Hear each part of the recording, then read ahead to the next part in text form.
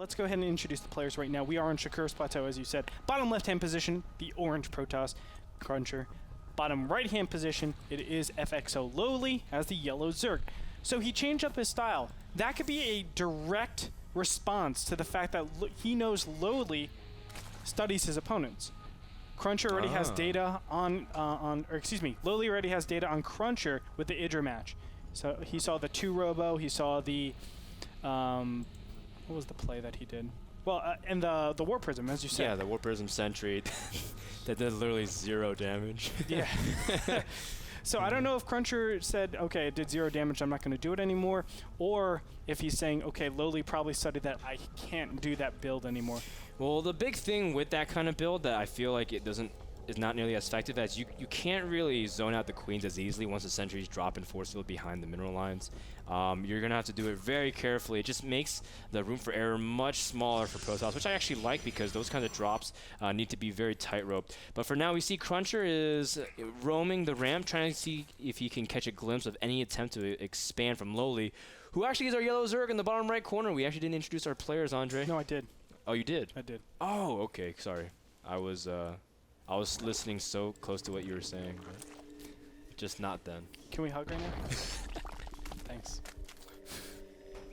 I'll hold your hand. One thing. I'll guide your right hand with my left hand. How about here? We'll you take the mouse. together. You take the mouse. I'll take the keyboard. All right. All right. So one thing I want to mention is the fact that Lowely did go for the 12 spawning pull. That's a little bit different because obviously it's just a faster pull over the 14 spawning pull that we are normally used to seeing. That enables him to get Zerglings out a little bit earlier. Cruncher is forced to get a Forge first before the Nexus. If he goes Nexus first, he's screwed. He's dead. The Zerglings will get in there and just do way too much damage. I like what we saw right there, the pylon first just to delay a little bit, and that enables him to get his cannon up for sure, then the gateway, and of course any other blocking unit.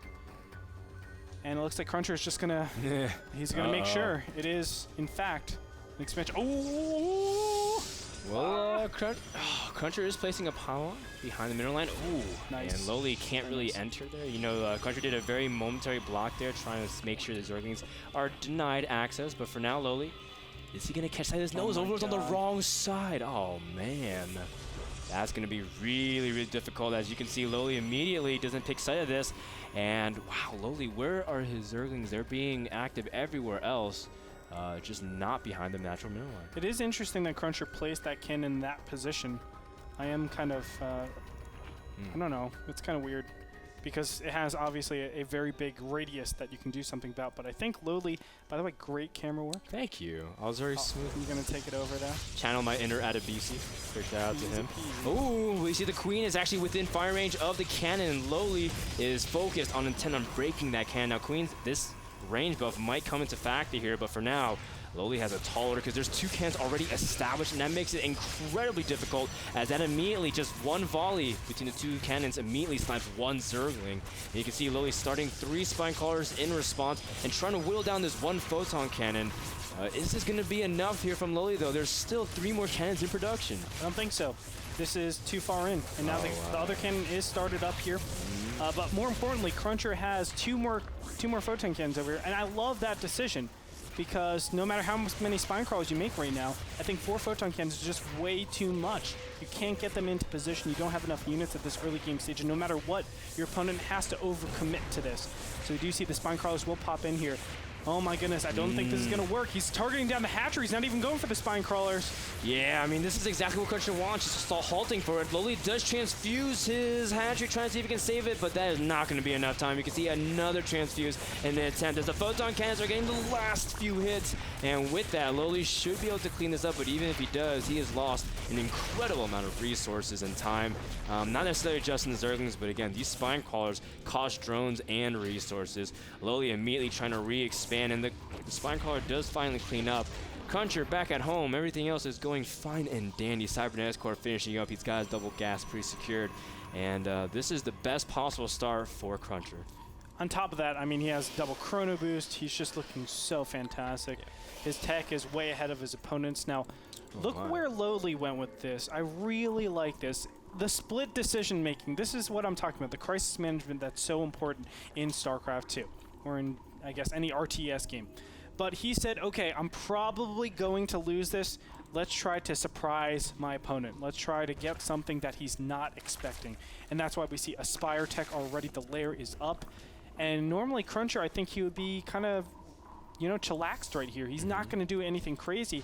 He's looking to just defend, probably go into some early Zealot pressure just to scout and everything. And it's so unfortunate because these mutas might do a lot of damage. But, oh, Cruncher is doing the right response, though. Yeah. Four gateways is perfect. It's 5, actually. But no, you're absolutely right. Like, the gateway follow-up, giving Cruncher a huge influx of supply. First thing he'll do is that there's not that many mutas that can come out, just because Lowely had not had a lot of time to intake gas. He's been on 2 gas this entire time, and he utilized a lot of gas for things like the lair and the spire. And so even if he gets a few mutas out, if Cruncher can pressure the bases, then those mutas have to stay at home. And Cruncher generally does have these timings lined up in his head pretty well. He's just a player that lines up his timings extremely diligently. And with these gateways, I feel like Lowely's going to be in a lot of trouble because he doesn't even have Zergling's speed. And once Cruncher gets these Zealots out, especially with +1, he's going to be in a lot of trouble. First couple Zealots are going to scout out. Will he actually see this third? Yes, a probe is inbound over there. But a couple of mutas are on the way out. And we don't have any direct response just yet because Cruncher doesn't know that this is coming. You never expect mutas out in PvZ of all matchups at 10 minutes. It's just very uncommon, especially with the beginning that we had. Looks like a single pylon is going down here in the mid right-hand position. His opponent still does not know. And we got Zealots running amok. Yeah, they're going to go to the third base because Lowely just didn't have anything defending whatsoever. So another sunk cost there from Lowely. He's in full unit production also, so Cruncher would actually be best to simply snipe the third and fall back. And you can see he's already teching. He's gotten his main base actually in complete peril. His mutas are working onto the probes. I was like completely flabbergasted at the fact that Lowely only has 5 mutas, and that's not going to really be enough. Lowely is losing them as well, not really paying too much attention to them, as he realizes that he can't really do too much damage. A significant amount of probes have been killed, though. 20 probes, Frodan. Oh, wow. The Harvester count is 27 to 34 in favor of Lowely at this point. Very well done, with only 5 mutas. Now, from here, I think you should back up and not try not to lose these, because I think if he just transfuses, he'll be good to go. But look at this, top left-hand position, we have a ninja expansion. This is pretty cool because his opponent, or excuse me, Lowely knows that he is behind, so he needs to say, how can I get back into this? Let me do a ninja expansion and try to get my economic boost from here. Yeah, and you can see Cruncher still just threatening the expansion. His Zealots just poke in and out, and you can see he's trying to be very, very diligent with his defense, making sure stalkers are everywhere, shut down any kind of mutas. But Lowely's not in any kind of production for mutas. He's simply trying to drone back up because he too is pretty low econ. 40 drones on 2 base. 12 minutes in the game. This game has been very low econ across the board. You can see Cruncher's first high Templars are coming in, making sure that he can also be impervious to any kind of follow-ups to mutas. But I like this also. Cruncher's making Archons directly, and so he's going to have a very intimidating force, especially against muta lane. One thing I want to mention really quickly that I see in lower leagues that we're not seeing in this game is no cannons, and that's perfect. Now let's go over this really quickly. Normally, when you see mutas, you're like, oh, I need cannons desperately because I need to defend against them in case they come and do a ton of damage. Well, yes, you do, but if your units aren't actually going out of your base, if they're not actually going forward, then why are you investing there? I'd rather you invest that money into additional stalkers, things that are mobile, that army, the power of that. Because if you invest into cannons, you're really weakening your army, and it's serving the same purpose that single stalker does. So the fact that he's using his stalkers before he actually makes photon cannons is wonderful. Now, when cannons do come up, that should be an indicator to Lowely that, hey, a potential attack is inbound. I need to be very careful because my opponent is most likely going to push out, and just as I say it, Cruncher pushes out right now. First few infestors are almost out into the field, giving Lowely a little bit of ability to fungal, which is extremely good against just any kind of gateway composition. But you can see that Cruncher's got an incredible amount of Archons. He's got 5. And that's going to be really hard for any kind of Zerglings and Infestors to directly confront. He's going to have to really fall back and hope that Cruncher kind of blindly attacks into these Spine Crawlers. We can see that even during this entire time, Lowely, he doesn't have that much stuff. He's got 12 Lings and 4 Infestors. A few Lings just popped out as well, but he's going to need a lot to hold off this onslaught of Protoss units. I think he won't attack from here. Cruncher should just do exactly what he's doing right now. Scout out for a third base. He sees no third base, and he's going to collapse backwards. There's no reason to push in because his opponent is going for some sort of 2-base, you know, tech, defense, whatever it might be. He's invested everything into his army. Of course, we know that to be different, but Cruncher thinks that because the top left-hand corner, it is taken. So Lowely is looking to take a third base, and a little of an engagement over here. Yeah, not really anything, though. Lowely gets a good scout of the composition of Cruncher. Now, when you see this many Archons as a Zerg, Andre, how should you respond? Oh, God. You don't normally see these many Archons. So here's the big problem. Normally, when you see this many Archons, even at endgame, you are at Broodlords. If you're at mid-game, you're actually thinking to yourself, I need roaches. But the big problem is Lowely doesn't invest in roach tech. He doesn't choose to get the roach horn nor the upgrades for roaches. So that's what makes it so difficult. It's the fact that he doesn't really have a great response to them. He needs a ton of infestors, but with the current... Oh, he actually got top left. With the current economy that he has, I don't think he has the capacity to do anything like that. Yeah, and this is the biggest thing about hiding this base in the top left. It's not necessarily the fact that, you know, obviously you're hiding, but it's just so far and that there's almost no hope for Lowely to defend it, except with his own drones. You can see the Zone Zealot has 6 kills. Before he gave up his life for Iron. You can see that Lowely is trying to re-expand to the top right now after taking out another proxy pylon. So Cruncher, he's extending his presence everywhere. We see 12 Banelings in production from Lowely, and that's actually pretty interesting. Banelings against Archons. They don't do too well. Oh man! When I first played Zerg, I remember just saying Banelings are the most OP things in the world. This is 2010, of course.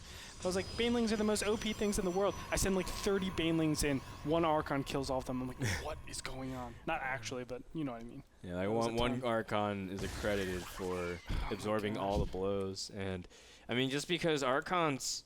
They don't really have that much traits on them. They got Psionic and Massive, so there's not that much bonus unless you're sniping them, I suppose. But we do see the Zerglings getting a good scout of what Cruncher is. Now he does have an Immortal also in the mix, and Cruncher is really just trying to sit back, get his third. Very typical of Cruncher.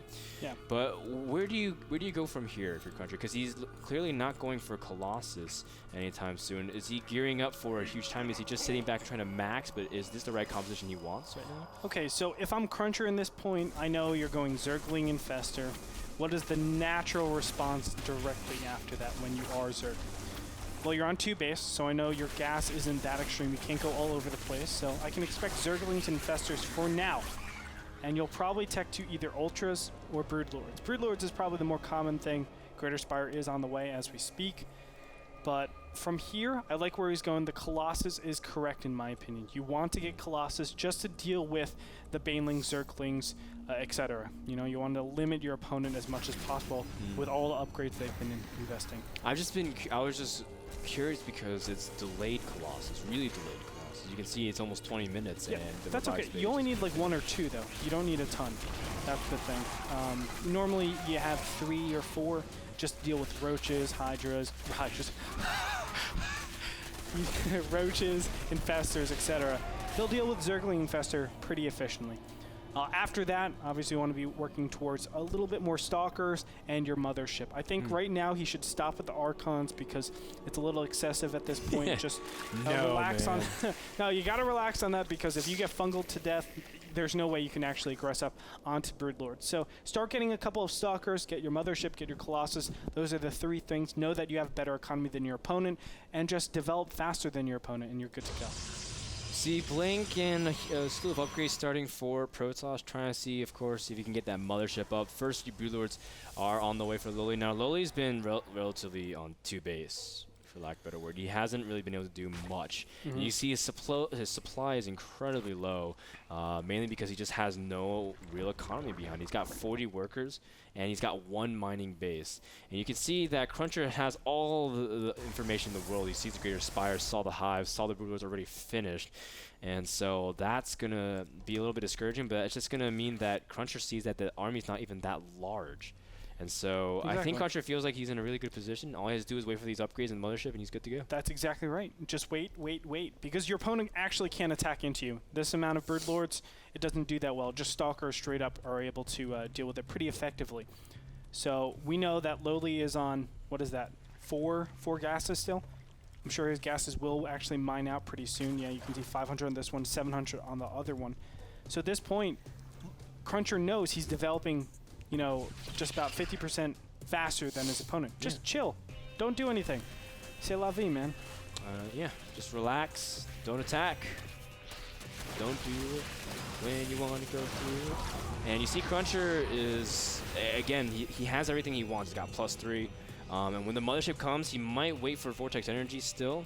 But I like this also, the incorporation of late game War Prism. We were talking about this with Sase the other night. He was saying that War Prisms are just mandatory in almost every matchup late game. Yes. Just because you have so much option. You need to snipe the Greater Spire if you can, and just utilize. You can see that despite the fact that Cruncher doesn't have that much minerals compared to gas, the idea is you always will have excessive minerals late game as Protoss, because everything you're going for is gas. Archons, the mothership, Colossus, and even Stalkers to an extent. And so Cruncher is just going to continue to sit back. Lowely, does he have the time he can get it? He's still struggling just to get his economy up. He's grabbing gas number 5 and 6. But yeah, just like you said, his main gases are starting to run out, so he still has to focus on his 4th expansion. And you can see he's trying to double gas there as well. Well, Lowely's objective is right now is to consolidate his army. He actually wants to take that open ground as fast as possible, but it is pretty tough to do that. Meantime, there is this drop over here. Zealots are going to come in and try to do a little bit of damage, but infested Terrans, Zerglings, and Infestors will go ahead and receive them pretty effectively. But take this open area, put all your Spine Crawlers right there, and start to, you know, congregate all your units. You need your Broodlords all together if you want to combat the might of the Protoss ball. Right now, Cruncher is going to move out. If he takes that middle position, he'll be in a fantastic position. I mean, it will be just an insurmountable win, because his opponent is spread out really, really badly. All Cruncher has to do is exercise his advantage on one of the sides. It forces the other side to attack, move into it, and you can do a very easy vortex and just clamp down on everything. Lowely does move out with the Changeling, trying to see if he can find the army. Yep, he sees it, sees the mothership, and that can't make it feel too good. Now, the big thing that could come to play is Lowely does have Neuroparasite on his Infestors. He could latch hold to the mothership, maybe even some of the critical units, and force Cruncher to make a decision. Maybe some of his units even target fire directly back, but that could throw a wrench into things. We see Demaga do that against Hero, using the mothership vortex against the Protoss. Will Lowely be able to get it off? But I feel like Cruncher is just in such a good position. Like you were saying, the Dark Templars in the top right just going to work on the lack of detection from Lowely, and that stings because every drone really matters from Lowely. He's not on that strong of an economy still. Yeah, and you're nerfing the amount of gas he has too. The main, as we said, about to mine out. So he's back to 2 base gas again. Yeah, and his natural pretty much mine out soon as well. Oh, and over at the main, he's trying to snipe the Greater Spire, which has +1 armor finish, which is actually very critical to keep those Broodlords alive much longer. And Lowely being caught without supply, that's definitely stinging. Now he's making Oversteers pop all over the place, but Cruncher's done enough here, and that might initiate him to move forward. You can see his mothership's almost got enough energy for 2 Vortexes. This is looking very ugly for our Belarusian Zerg player. Now, that is clearly the trigger. When your Greater Spire dies, and your when your opponent's Greater Spire dies, you just say, let's start engaging right now. I want to trade, because I know for a fact, after the trade, if you live through that somehow, you will not be able to reproduce in Broodlords. So what can you actually produce effectively to deal with the Protoss ball? There's Colossus in here, there's Archons, there's Stalkers. This is looking so overwhelming. Cruncher has just geared up for the perfect push. Yeah. And I don't think Lowely can really do anything from here. And the bank of Cruncher is what's so intimidating, especially because you can remake so much of this ball almost instantaneously. You can see Cruncher trying to be very diligent, clean up the creep tumors before he moves out. But even with these Banelings here and Archons in front, can Cruncher really break through? He does have the Mothership ready to Vortex twice, if need be. The Banelings immediately crashing onto the Archons, but again, to no much avail. You can see Cruncher setting up his Archons also in the flank just in case. And the Vortex onto the Broodlords, just adding icing to the cake. Anything that comes in the near vicinity just evaporating in front of the Protoss Might. Cruncher lands a second Vortex on some of the Infestors. And with great positioning, Cruncher should be able to clean everything up here. Yeah, those are the Infestors. Now think if Lowely had all of his units together in this middle area with his Spine Crawlers there. It would be so much more, nope. It would be so much better for him. Just because he would be able to attack with all of his army instead of half of his army. This is just an overwhelming advantage for Cruncher positionally. Right. And off of that, it's like, it doesn't matter how well you macroed or how well you're able to get units up.